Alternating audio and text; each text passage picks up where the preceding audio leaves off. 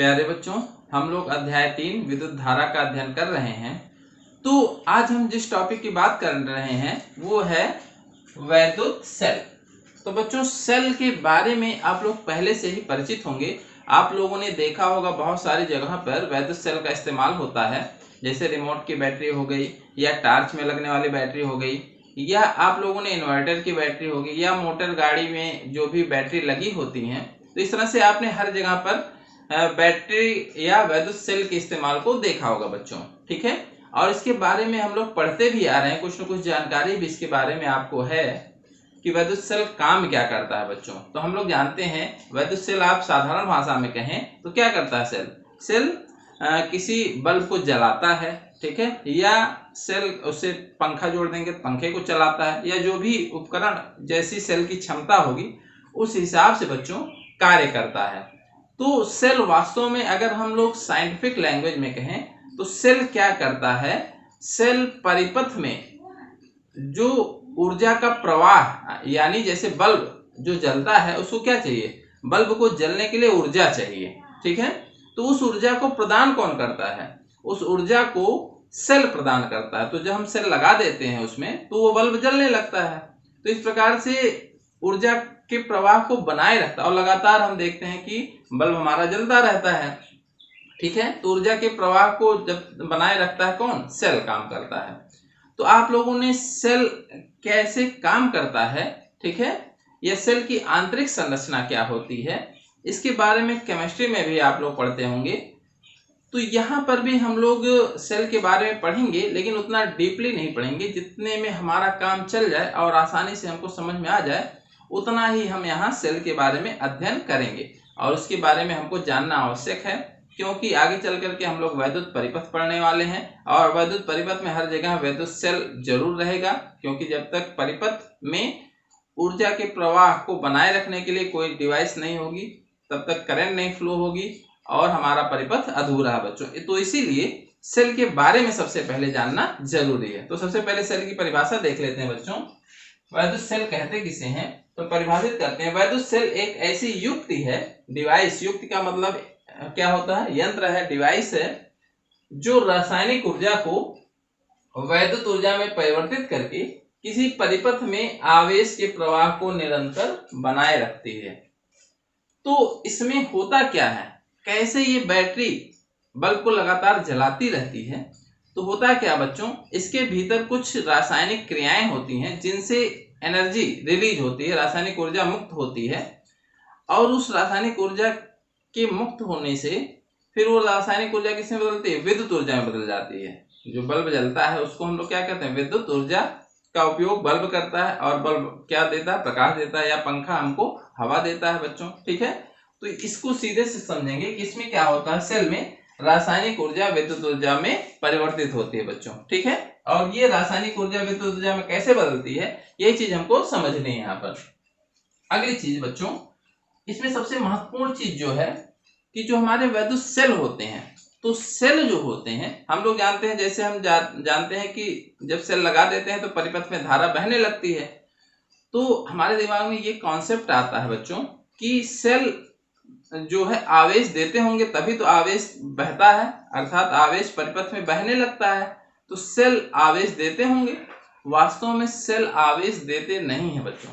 Cell क्या करते हैं, सेल परिपथ में आवेश को प्रवाह जरूर बनाए रखते हैं, लेकिन सेल आवेश प्रदान नहीं करते हैं। ये केवल आवेशों को चलाते हैं। चलाते कैसे हैं, ये क्या करते हैं कि जो भी हमारी डिवाइस है, जैसे बल्ब है या जो भी हमारा प्रतिरोध है, उसके सिरों के बीच एक विभवांतर स्थापित कर देते हैं। और विभवांतर कैसे स्थापित करते हैं, उनमें क्या होता है, सेल जो होता है बच्चों, तो सेल जो हमारा होता है, सेल के भीतर वैद्युत अपघट्य होता है, हम लोग जानते हैं। जैसे ये हमारा सेल दो प्रकार के होते हैं, एक तो हमारा प्राथमिक सेल होता है और एक द्वितीयक सेल होता है।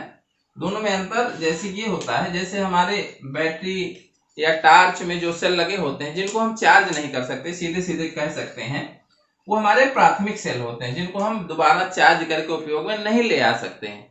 और जिनको दोबारा चार्ज कर सकें और फिर उपयोग में ले आते हैं, जैसे इन्वर्टर की बैटरी होती है, या हमारी मोटर गाड़ियों में जो भी बैटरी लगी होती है वो क्या होती हैं, द्वितीयक सेल होते हैं, ठीक है बच्चों। तो दोनों में बेसिक डिफरेंस ये होता है, ठीक है, दोनों में काम वही होता है। इसमें दो टर्मिनल होते हैं, एक पॉजिटिव टर्मिनल होता है और एक नेगेटिव टर्मिनल होता है, एक पॉजिटिव हो गया और एक नेगेटिव टर्मिनल हो गया बच्चों, ठीक है।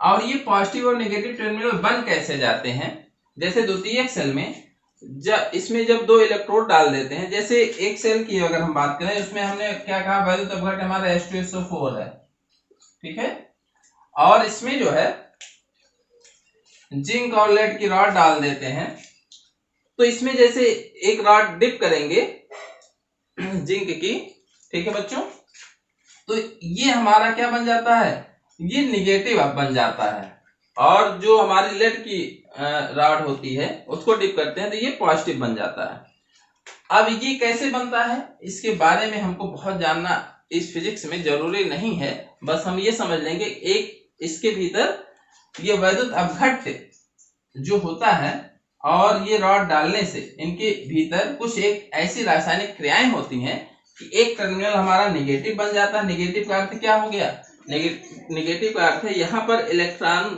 का जमाव हो गया, ठीक है, तभी तो वो आवेश ये क्षण नेगेटिव बनी, तो ये नेगेटिव बन गया और ये क्या बन गया, पॉजिटिव बन गया बच्चों, ठीक है। इसी तरह से यहाँ भी सेल के भीतर वैद्युत अपघट्य होता है, वो वैद्युत अपघट्य यहाँ लिक्विड फॉर्म में है, ठोस फॉर्म में भी हो सकता है, जैसे हमारा जो शुष्क सेल हमारे होते हैं, प्राइमरी सेल जो बैटरी लगी होती है रिमोट वगैरह में, उसमें हमारा अमोनियम क्लोराइड भरा होता है, आपने देखा हो काला काला, तो वो हमारा वैद्युत अपघट्य होता है। तो वो वैद्युत अपघट्य जो होता है बच्चों, तो वहां से उनके भीतर कुछ रासायनिक क्रियाएं होती हैं जिनके कारण ये एक टर्मिनल हमारा एक नेगेटिव हो जाता है और एक पॉजिटिव हो जाता है, ठीक है। तो नेगेटिव और पॉजिटिव होने से होता क्या है, जैसे ये टर्मिनल हमारा नेगेटिव होता है तो इस पर एक नेगेटिव पोटेंशियल, हम लोग जानते हैं पोटेंशियल कैसे बनता है, अगर माइनस चार्ज है तो क्या बनाएगा, नेगेटिव पोटेंशियल बनाएगा, प्लस चार्ज है तो पॉजिटिव पोटेंशियल बनाएगा, ठीक है।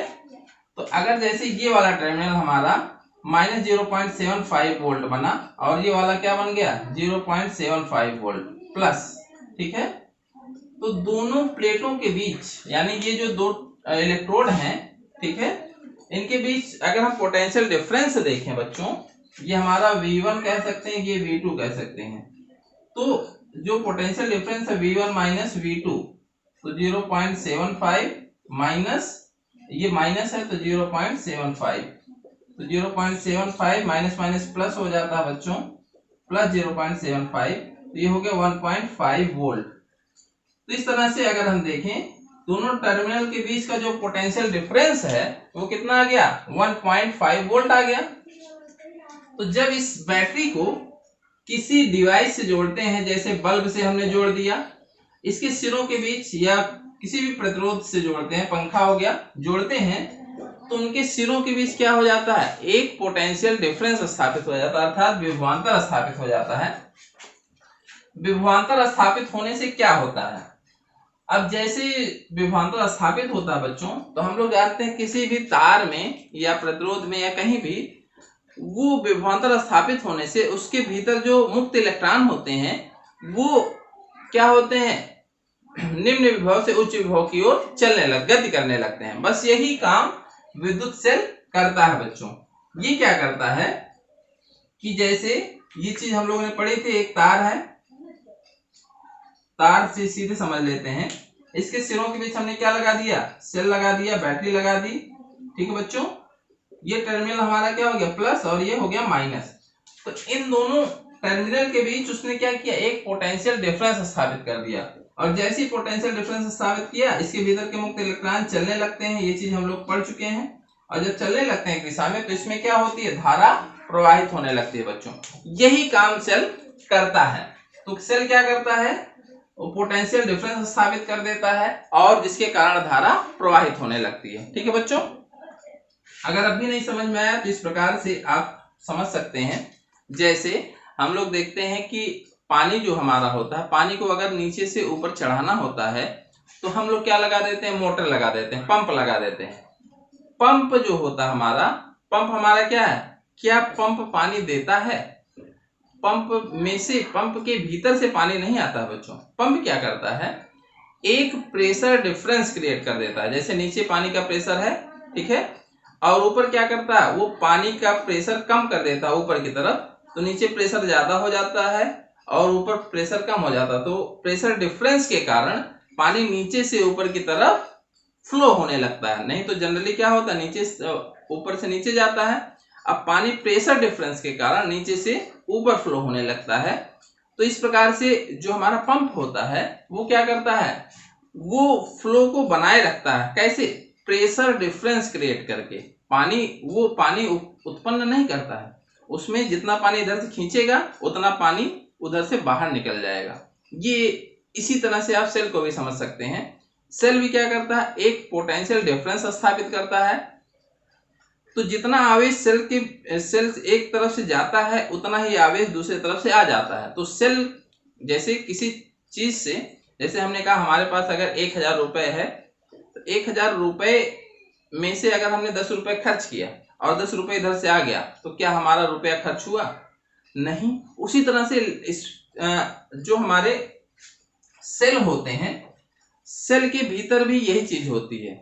सेल के भीतर जितने आवेश होते हैं बच्चों, तो जितना आवेश उसमें से निकलता है, इस तरफ से अगर इतना आवेश निकला बच्चों, ठीक है, तो उतना ही आवेश दूसरे टर्मिनल से तुरंत आ जाया करता है, ठीक है।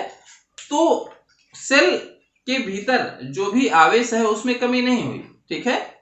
तो सेल, तो क्या उसने कुछ प्रदान किया? नहीं किया। वो क्या किया, उसके भीतर तो उतना ही है। तो वो सेल आवेश के प्रवाह को क्या करता है, लेकिन क्या हुआ, जैसे इधर से आवेश निकला, ठीक है, ये इस तरह से समझ सकते हैं, ये चेन होती है। इधर से आवेश निकला तो इधर से आवेश, यहाँ वाला आवेश यहाँ नहीं आता है, यहाँ से निकला तो इधर से दूसरा आ गया, ठीक है बच्चों। तो ये आवेश यहाँ से निकलता है, यहाँ वाला आगे आया, यहाँ वाला आगे आया, फिर ऐसे ये एक चेन होती है बच्चों, ठीक है। यहाँ से ये निकला, इसने इसको धक्का दिया, इसने इसको धक्का दिया, इसने इसको धक्के दिया, फिर ये यहाँ वाला और आगे आया, फिर इस तरह से यहाँ वाला फिर क्या होता है, अंदर आ जाता है। इस तरह से ये इलेक्ट्रॉन यहाँ आया तो यहाँ से एक इलेक्ट्रॉन इधर आ जाएगा बच्चों, ठीक है। तो अब दूसरी चीज आपके दिमाग में आ रही होगी बच्चों कि अगर ये आवेश ये प्रदान नहीं करता है, ठीक है, पहली चीज तो ये आप समझ गए। तो अगर ये आवेश प्रदान नहीं करता है तो ये डिस्चार्ज क्यों हो जाता है, ठीक है। अर्थात यहाँ पर जितना आवेश है, ठीक है, उतना ही यहाँ ऋण रहेगा और इतना ही धन रहेगा, ठीक। तो ये चीज होती है। तो फिर ये सेल डिस्चार्ज क्यों हो जाता है, कुछ देर बाद या कुछ दिनों बाद सेल खत्म क्यों हो जाता है, अगर उसके भीतर के आवेश नहीं समाप्त होते हैं, ठीक है। ये चीज भी आप लोग यहाँ समझ लें कि होता क्या है वास्तव में। कि अब जैसे हमने कहा कि ये इसका पोटेंशियल डिफरेंस, जैसे जो हम सेल खरीद के लाते हैं प्राथमिक सेल, उस पे लिखा होता है उसका विद्युत वाहक बल EMF, ठीक है बच्चों, वो कितना 1.5 वोल्ट। तो जब हम नया सेल लेके आएंगे तो उसका EMF क्या होता है बच्चों, 1.5 वोल्ट होता है, यानी विद्युत वाहक बल। अभी हम लोग इसको डिस्कस करेंगे तो ये होता क्या है। लेकिन जैसे जैसे सेल पुराना होता है, हम लोग देखते हैं वो धीमा होता जाता है, ठीक है। तो वो क्या कारण होता है कि धीरे धीरे सेल का जो EMF है वो डाउन होता जाता है और धीरे धीरे हमारा जो ये टार्च है वो धीरे जलने लगता है। फिर एक बाद में ऐसा होता है कि वो पूरी तरह खत्म हो जाता है सेल। इस तरह से समझ लेते हैं बच्चों, हम लोग नया सेल ले आते हैं तो इस पे 100 इलेक्ट्रॉन थे यहाँ पे, और यहाँ पे कितने थे, 100 पॉजिटिव चार्ज थे, ठीक है, 100 पॉजिटिव चार्ज थे और यहाँ 100 नेगेटिव थे, ठीक है। ये दोनों 100-100 थे। अब यहां से अगर एक इलेक्ट्रॉन निकला, ठीक है बच्चों, यहां से एक इलेक्ट्रॉन निकला तो यहाँ कितने हो गए, 99 नेगेटिव चार्ज हो गए, ठीक। यहां से एक इलेक्ट्रॉन निकलता है और जैसे यहां से एक इलेक्ट्रॉन निकलता है, यहां से एक इलेक्ट्रॉन एंटर करता है, तो यहां से इलेक्ट्रॉन एंटर करेगा तो यहां से जो 100 थे तो इलेक्ट्रॉन और यहाँ प्लस चार्ज मिल करके ये न्यूट्रलाइज कर देते हैं, यानी फिर यहाँ 99 पॉजिटिव बचे। ये समझ में बात आ रही है बच्चों, ठीक है। यहाँ 99 नेगेटिव बचा, नेगेटिव चार्ज, और यहाँ 99 पॉजिटिव चार्ज। तो पोटेंशियल डिफरेंस तो हमारा कम हो जाएगा, समझ पा रहे हैं ना। जैसे यहाँ 0.75 क्यों था, क्योंकि यहाँ उतने चार्ज रहे होंगे, तो यहाँ 0.75 वोल्ट बना माइनस, और यहाँ पॉजिटिव चार्ज। तो जैसे जैसे ये नेगेटिव कम होता जाएगा इसका पोटेंशियल भी नेगेटिव वाला क्या हो जाएगा, कम हो जाएगा। और जैसे जैसे यहाँ पॉजिटिव भी कम होगा, जैसे यहाँ से इलेक्ट्रॉन एंटर किया तो इसका भी पोटेंशियल क्या होगा, कम होगा। तो दोनों का पोटेंशियल डिफरेंस जो होगा ये भी गिरता जाएगा। तो ये पोटेंशियल डिफरेंस गिरता है बच्चों, ठीक है। देखते हैं हम लोग नया सेल ले आते हैं तो बहुत अच्छा काम करता है, धीरे धीरे वो क्या होता है, डेड होता है, ठीक है। तो शुरुआत में क्या होता है कि इसके भीतर जो वैद्युत अपघट्य होते हैं बच्चों, तो इनका अपघटन होता रहता है, या वैद्युत अपघट्य जो टूट करके जो रासायनिक क्रिया इनके भीतर होती है, तो ये क्या करते हैं कि जितना यहाँ पर निगेटिव चार्ज कम होता है बच्चों, ठीक है, तो ये निगेटिव जो है जैसे यहाँ पे कम हुआ निगेटिव चार्ज, तो यहाँ से वो फिर क्या कर देते हैं, वैद्युत अपघट्य के अपघटन के कारण या रासायनिक क्रिया के कारण यहाँ पर फिर क्या हो जाता है, 100 हो जाता है, ठीक है। और यहाँ पर 100 निगेटिव हो गया, यहाँ से एक कम हुआ तो इसने क्या किया, अपघटित होकर इसके भीतर की रासायनिक क्रिया के कारण यहाँ फिर 100 हो गया, और यहाँ फिर क्या हो जाता है, 100 पॉजिटिव हो जाता है, ठीक। तो इसके भीतर रासायनिक क्रिया के कारण ये नेगेटिव और पॉजिटिव टर्मिनल जो होते हैं उनका पोटेंशियल डिफरेंस बना रहता है। लेकिन जब ये इसके भीतर की रासायनिक क्रिया खत्म हो जाती है तो इसके बाद जो है धीरे धीरे यहाँ से जो नेगेटिव और पॉजिटिव टर्मिनल होते हैं बच्चों, ठीक है, यहाँ पर फिर यही क्रिया होती है कि धीरे धीरे यहाँ पे जब इसके भीतर की रासायनिक ऊर्जा खत्म हो जाती है तो धीरे धीरे यहाँ से इलेक्ट्रॉन निकलते हैं और यहाँ से प्लस पे पहुंचते हैं, ठीक है बच्चों। और इसका पोटेंशियल अब धीरे धीरे क्या होता है, गिरता चला जाता है जब इसके भीतर की रासायनिक क्रिया खत्म हो जाती है कुछ दिन बाद। और धीरे धीरे फिर ये यूज करके फिर हम क्या करते हैं, जब इसका पोटेंशियल डिफरेंस एकदम खत्म हो जाता है फिर वो सेल क्या होता है, तो हम कहते हैं सेल क्या हो गया, खराब हो गया बच्चों, ठीक है। तो यहां से देखते हैं, तो यहां से तो क्या इसके भीतर के इलेक्ट्रॉन या इसके भीतर के आवेश कम हुए, नहीं होते हैं, क्योंकि यहां से जैसे ही एक आवेश गया यहां से एक आवेश आ जाता है, तो इसके भीतर आवेश तो नहीं, यानी इसके भीतर आवेश नहीं कम होते हैं, लेकिन पोटेंशियल डिफरेंस कम हो जाता है इसका। ये चीज आप समझ पाए। अर्थात चूंकि यहाँ से ये जब जाते हैं तो इस निगेटिव चार्ज यहाँ से निकल करके अपना काम करता है और यहाँ पर क्या आता है, ये पॉजिटिव से कंबाइन हो जाता है और नष्ट हो जाते हैं। धीरे धीरे इनका पोटेंशियल गिरता जाता है और ये सेल हमारे खराब हो जाते हैं, ठीक है। और द्वितीय सेल में क्या होता है बच्चों, जब यही काम हो जाता है द्वितीय सेल में हम लोग इसका उल्टा क्रिया कराते हैं, ठीक है। तो उल्टा क्रिया कराते हैं और फिर क्या करते हैं, फिर दोनों टर्मिनल को, एक टर्मिनल को पॉजिटिव कर देते हैं और एक टर्मिनल को निगेटिव कर देते हैं, तो वो क्या होता है, हमारा सेल चार्ज हो जाता है बच्चों, ठीक है। तो इस प्रकार अब आपको समझ में आया होगा कि वैद्युत सेल परिपथ में करता क्या है वास्तव में, ठीक है। तो या हम कहें कि ये सेल परिपथ में जो आवेश है, आवेश के प्रवाह को बनाए रखने के लिए ऊर्जा प्रदान करता है, या दूसरे तरीके से कह सकते हैं कि ये एक पोटेंशियल डिफरेंस स्थापित कर देता है। उस पोटेंशियल डिफरेंस के कारण आवेश जो है उस परिपथ में प्रवाहित होते रहते हैं बच्चों। अब बच्चों यहाँ विद्युत धारा की दिशा देख लेते हैं। तो हमने अभी देखा कि इलेक्ट्रॉन यहाँ नेगेटिव टर्मिनल से चलता है और ये इधर से होता हुआ बल्ब को जलाता हुआ कहाँ जाता है, पॉजिटिव टर्मिनल पे आ जाता है बच्चों।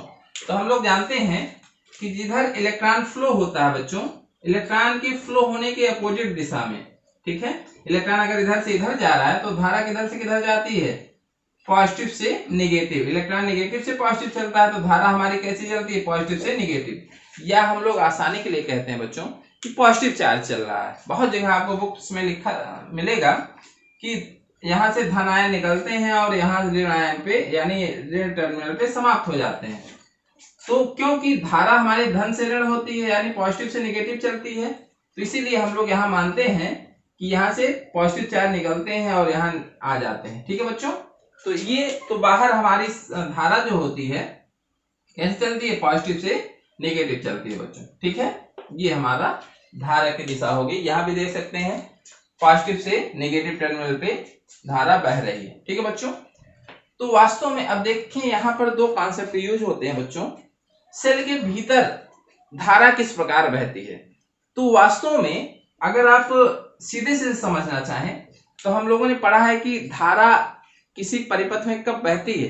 तो धारा किसी परिपथ में तभी बहती है जब वो परिपथ कंप्लीट हो। समझ में आया ना? जैसे कि हमने बल्ब लगाया, ये इसमें धारा का प्रवाह हो रहा है, लेकिन अगर यहाँ पर ये तार टूटा हुआ बच्चों, ठीक है, तो अगर कहीं भी ब्रेक है तो इसमें धारा का प्रवाह नहीं होगा।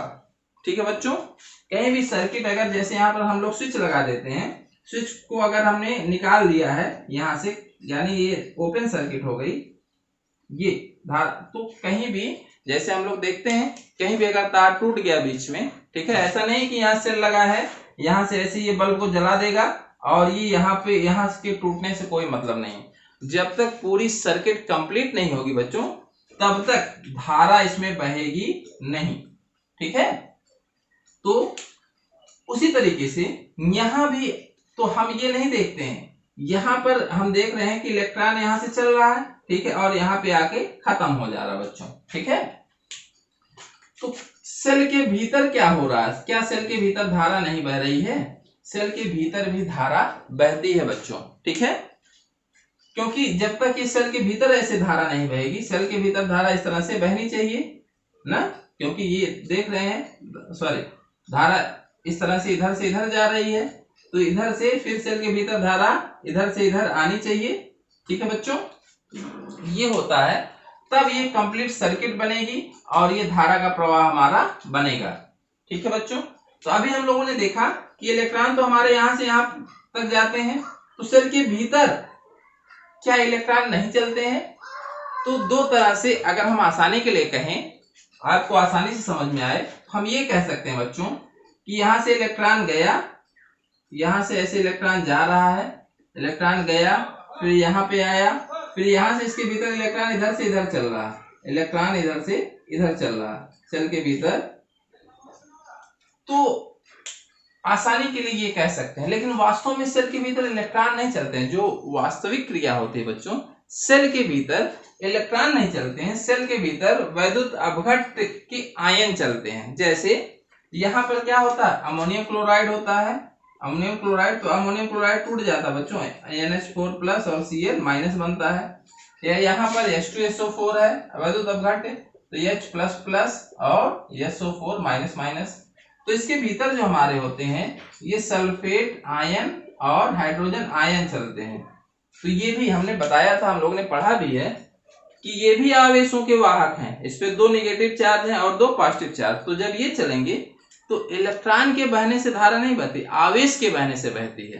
तो इलेक्ट्रॉन क्या करते हैं, आवेशों के वाहक होते हैं। उसी तरह से ये आयन भी हमारे जो विद्युत अपघट्ट के होते हैं, ये भी आवेशों के वाहक हैं। तो वास्तव में सेल के भीतर जो धारा होती है बच्चों, वो आयनों के प्रवाहित होने से बहती है। ठीक है, तो ये हाइड्रोजन इधर और सल्फेट इधर, तो ये नेगेटिव, तभी ये नेगेटिव और ये पॉजिटिव बनता है। ठीक है बच्चों, तो साधारण सी भाषा में अगर समझें तो इसके भीतर जो धारा बहती है, हमने बताया ये वैद्युत अपघट्टों, जो वैद्युत अपघट्ट के आयन है इनसे बहती है।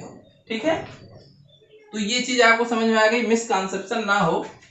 तो इसके लिए आपको एक सीधी सी चीज अगर हम यहाँ समझना चाहें तो हम ऐसा कह लेते हैं कि वैद्युत अपघट्ट जो प्रवाहित हो रहे हैं इसके भीतर, उसके कारण धारा बह रही सेल के भीतर।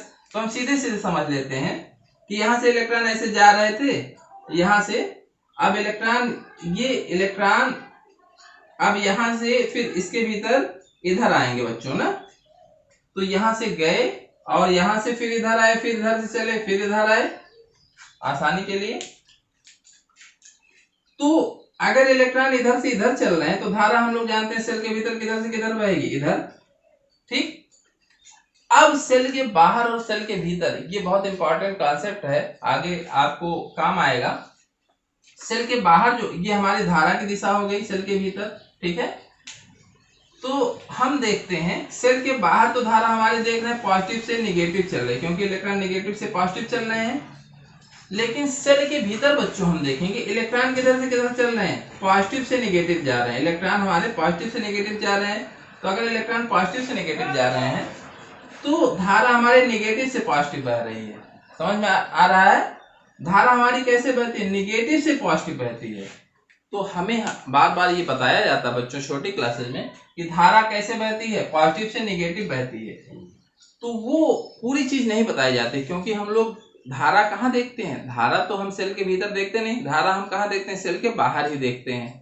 ठीक है, सेल के बाहर ही ऑब्जर्व करते हैं। तो इसीलिए ये चीज बताई जाती है कि जो धारा होती है बच्चों हमारी, वो पॉजिटिव से निगेटिव चलती है। लेकिन अगर सेल के भीतर की बात करें बच्चों, तो सेल के भीतर निगेटिव से पॉजिटिव धारा बहती है। ये चीज आप लोग याद रखिएगा। ठीक है, तो यहां से अगर विद्युत धारा की दिशा की बात की जाए, तो अगर आपको याद आ गया या जानकारी प्राप्त हो गई आपको कि अगर कोई पूछे कि परिपथ में धारा की दिशा क्या है, तो आप वहां पर अगला सवाल कर सकते हैं कि सेल के भीतर धारा की दिशा बताएं कि सेल के बाहर। बच्चों तो सेल के बाहर हम लोग जानते हैं पॉजिटिव से निगेटिव, लेकिन सेल के भीतर एक चीज ये नोट कर लीजिएगा, सेल के भीतर जो धारा होती है वो अपोजिट होती है। सेल के भीतर निगेटिव से पॉजिटिव की ओर धारा बहती है। ठीक है बच्चों, ये हमारा सेल के भीतर धारा की दिशा होती है। तो बच्चों अभी हम लोगों ने विद्युत सेल के बारे में पढ़ा, अब हम लोग पढ़ेंगे सेल का विद्युत वाहक बल क्या होता है। तो अभी हमने बताया कि किसी भी सेल की जो ताकत होती है वो किससे मेजर करते हैं बच्चों, वो करते हैं उसके विद्युत वाहक बल से। ठीक है बच्चों, तो इसके नाम में जो विद्युत वाहक बल अर्थात विद्युत को ले जाने वाला एक बल, तो बल शब्द जुड़ा है, तो बल से आप लोग ये ना समझिएगा कि इसका नाम ये बल है। ठीक है, वास्तव में ये बल नहीं है, ये पुराना कॉन्सेप्ट है बच्चों। जो बल, इसके नाम में जो शब्द बल जुड़ा है, तो पहले ये माना जाता था कि जब ये बैटरी की खोज हुई थी और बहुत ज्यादा इसके बारे में जानकारी नहीं थी बच्चों, तो ये माना जाता था कि कोई न कोई बल कार्य कर रहा है सेल के भीतर, जो परिपथ में धारा के प्रवाह को बनाए रख रहा है, अर्थात कोई न कोई एक फोर्स लग रहा है। ठीक है, जो बैटरी लगा रही है, कोई न कोई एक फोर्स लगा रही है, इस प्रकार से कह सकते हैं, कोई न कोई एक फोर्स बैटरी लगा रही है जिसके कारण इसमें धारा बह रही है। तो इसीलिए इसका नाम क्या पड़ गया था, सेल का विद्युत वाहक बल पड़ गया था। तो बाद में ये देखा गया वास्तव में फोर्स नहीं, वास्तव में सेल क्या करता है कि दोनों सिरों के बीच एक वैद्युत विभवांतर उत्पन्न कर देता है, पोटेंशियल डिफरेंस आरोपित कर देता है, और जैसे ही पोटेंशियल डिफरेंस आरोपित करता है, ठीक है, वैसे ही धारा का प्रवाह होने लगता है। ठीक है बच्चों, तो वास्तव में ये एक प्रकार से जो विद्युत वाहक बल है ये विभवांतर ही है, इसीलिए इसका मात्रक भी बच्चों हमारा क्या होता है, वोल्ट होता है। विद्युत वाहक बल का मात्रक, तो बल से इसका मात्रक न्यूटन नहीं है, इसका मात्रक क्या है बच्चों, वोल्ट ही है। ठीक है, तो इसकी परिभाषा देख लेते हैं। तो इसकी परिभाषा जो होती है वो होती है एकांक आवेश को सेल सहित पूरे परिपथ में प्रवाहित करने में सेल द्वारा दी गई ऊर्जा को सेल का विद्युत वाहक बल कहते हैं बच्चों। ठीक है, अब आपको यहाँ कंफ्यूजन हो सकती है कि एक बार हम लोग बात करते हैं कि सेल क्या करता है, जो हमारी डिवाइस होती है उसके सिरों के बीच वैद्युत विभवांतर आरोपित कर देता है और उसमें जो धारा का प्रवाह होने लगता है। दूसरी बात हम लोग करते हैं कि सेल ऊर्जा प्रदान करता है आवेशों को, जिसके कारण धारा का प्रवाह होता है। तो वास्तव में बच्चों दोनों चीजें सत्य हैं। सत्य क्या है कि सेल, यहाँ पर सेल क्या करता है, सेल के भीतर हम लोग जानते हैं एक सिरा प्लस और एक सिरा माइनस ये हो जाता है, और एक सिरा जब माइनस और एक सिरा प्लस हो गया तो ये हमारा क्या हो गया, ये एक पोटेंशियल डिफरेंस क्रिएट हो जाता है बच्चों। ठीक है, तो ये पोटेंशियल डिफरेंस कैसे आया, ये पोटेंशियल डिफरेंस के भीतर कैसे क्रिएट हुआ, ये इसके भीतर जो विद्युत अपघटन या रासायनिक क्रिया हो रही थी बच्चों, उस रासायनिक क्रिया में जो ऊर्जा निकल रही थी उसी ऊर्जा के कारण ये पोटेंशियल डिफरेंस उत्पन्न हुआ, और ऊर्जा से ये पोटेंशियल डिफरेंस बना, और यही पोटेंशियल डिफरेंस क्या हुआ, उस डिवाइस के सिरों के बीच लगाया जाता है। तो वास्तव में रासायनिक ऊर्जा जो यहाँ मुक्त हुई उसी के कारण जो पोटेंशियल डिफरेंस बना, और वही पोटेंशियल डिफरेंस के कारण ही तो विद्युत धारा या उसमें आवेश चलने लगे। ठीक है, तो वास्तव में पहला काम क्या हुआ, रासायनिक ऊर्जा खर्च की, किसने, विद्युत सेल ने अपनी रासायनिक ऊर्जा खर्च की, और रासायनिक ऊर्जा के कारण वैद्युत विभवांतर स्थापित हुआ, और वैद्युत विभवांतर के कारण ही क्या हुआ बच्चों, उसमें धारा प्रवाहित होने लगी इस परिपथ में। ठीक है, तो अब आपको समझ में आ गया होगा।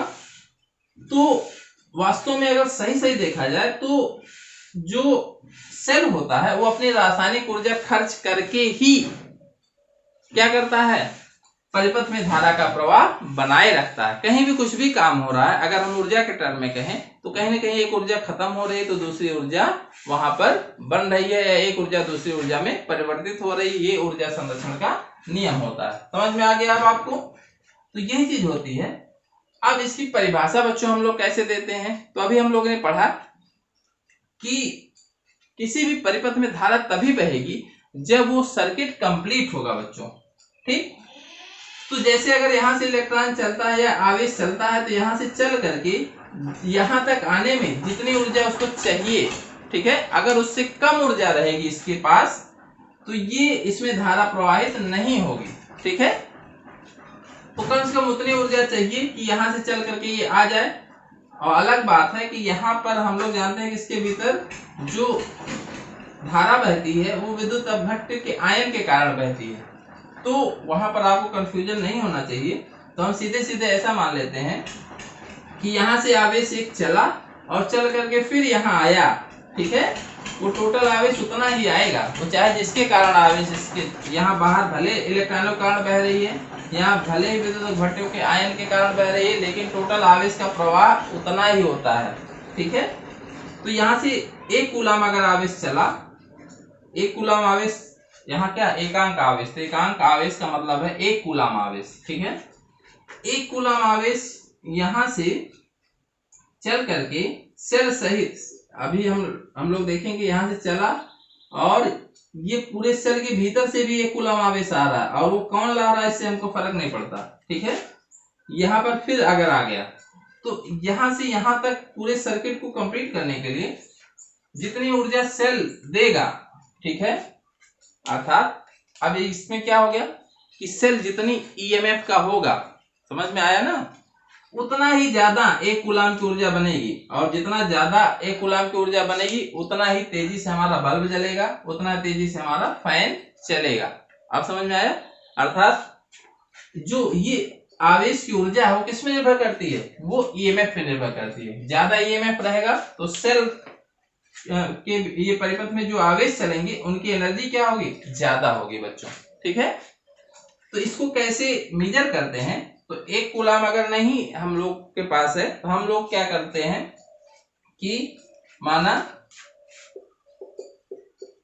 Q कूलम आवेश पूरे परिपथ में प्रवाहित करने में बैटरी द्वारा खर्च की गई ऊर्जा या किया गया कार्य, 2 चीजें होती हैं, खर्च की गई ऊर्जा या किया गया कार्य एक ही चीज होती है। तो जितना ऊर्जा खर्च करेगा उतना ही कार्य होगा। तो बैटरी द्वारा किया गया कार्य W जूल है। ठीक है, दोनों चीजें होती हैं, खर्च की गई ऊर्जा या किया गया कार्य W जूल है। तो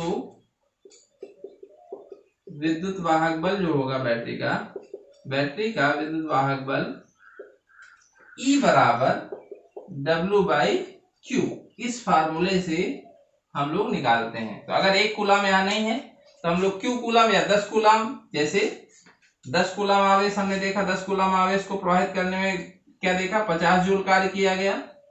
ठीक है, तो E निकालने के लिए क्या होगा, Q, ये हमारा Q है और ये हमारा W है, तो W/Q से निकाल लेंगे 50/10, तो ये हो गया 5 वोल्ट। ठीक है, तो ये हमारा ईएमएफ आ जाएगा बच्चों। तो यहीं से ये परिभाषा दी जाती है। तो परिभाषा अगर हम देखें, Q बराबर अगर हमने 1 कूलम कर दिया तो E बराबर W, यही हमारी परिभाषा हो गई। 1 कूलम का अर्थ क्या हो गया, एकांक आवेश, एक कूलम आवेश या इसी को हम लोग कहते हैं एकांक आवेश को सेल सहित पूरे परिपथ में प्रवाहित करने में जितना भी कार्य किया जाएगा वही सेल का विद्युत वाहक बल कहलाएगा। ठीक है बच्चों, तो आपको ये परिभाषा समझ में आ गई होगी। अब इसका मात्रक देख लेते हैं। मात्रक जो होता है विद्युत वाहक बल का, जूल प्रति कूलम या इसी को हम लोग क्या कहते हैं, वोल्ट कहते हैं बच्चों, जूल प्रति कूलम या वोल्ट। ठीक है, तो ये सेल का विद्युत वाहक बल होता है और ये इसकी परिभाषा होती है बच्चों। अब इसमें एक चीज बहुत ध्यान रखिएगा, जो विद्युत वाहक बल होता है इसमें ये शब्द जुड़ा होता है सेल सहित पूरे परिपथ में प्रवाहित करने में सेल द्वारा दी गई ऊर्जा या किया गया कार्य, किसको, एकांक आवेश को। ठीक है, तो आप लोग इसकी परिभाषा नोट कर लें। अब बच्चों हम लोग पढ़ेंगे कि विद्युत विभवांतर क्या होता है और सेल का आंतरिक प्रतिरोध क्या होता है। दो चीजें सेल से संबंधित या परिपथ से संबंधित हमको और जाननी है, तो बाकी चीजें हम लोग बच्चों अगले वीडियो में पढ़ेंगे।